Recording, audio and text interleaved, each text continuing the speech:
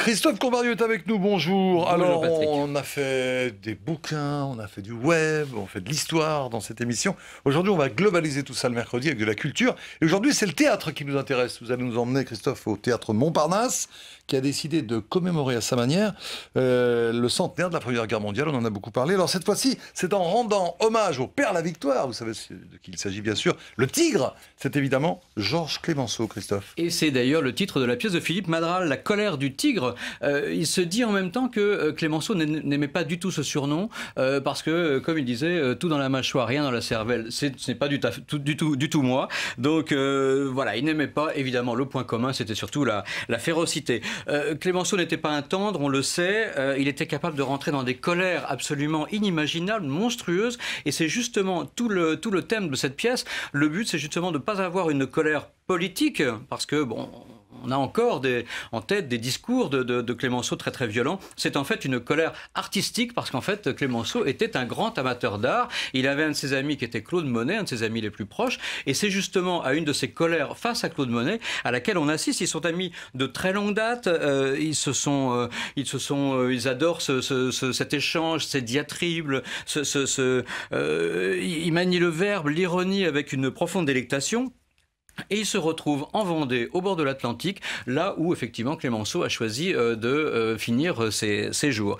Alors au cours d'une conversation, Monet informe Clemenceau que finalement il a détruit une de ses toiles, les Nymphéas, qu'il avait destinées à l'orangerie.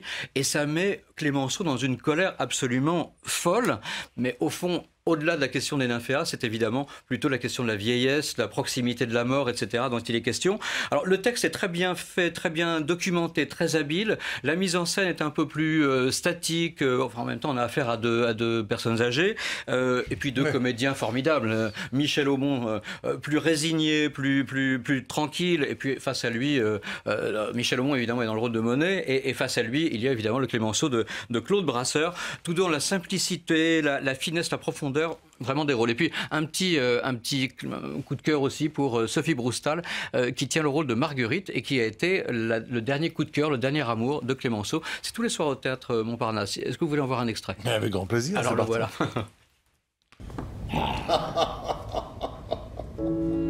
Qu'est-ce qui vous fait rire? Un souvenir m'a traversé. Vous vous rappelez de l'époque où je vendais mes tableaux 50 francs? Ah, ça oui, je crevais de faim. Pourtant, j'étais heureux quand j'arrivais à les vendre. Je vois pas ce qu'il y a de drôle. Attendez, un soir, je suis allé proposer à un collectionneur mon lever de soleil sur Vétheuil. Vous savez ce qu'il m'a dit?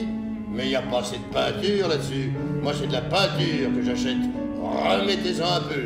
Je serais peut-être capable de vous l'acheter, votre tableau. Et vous ne l'avez pas giflé, cet imbécile? Non. Moi, je l'aurais provoqué en duel. Voilà, c'est à voir au théâtre Montparnasse. On vous retrouve mercredi prochain. Merci Christophe. Merci. Tout de suite sur le débat politique avec David Rachlin et Erwan Binet. Belle journée à vous deux.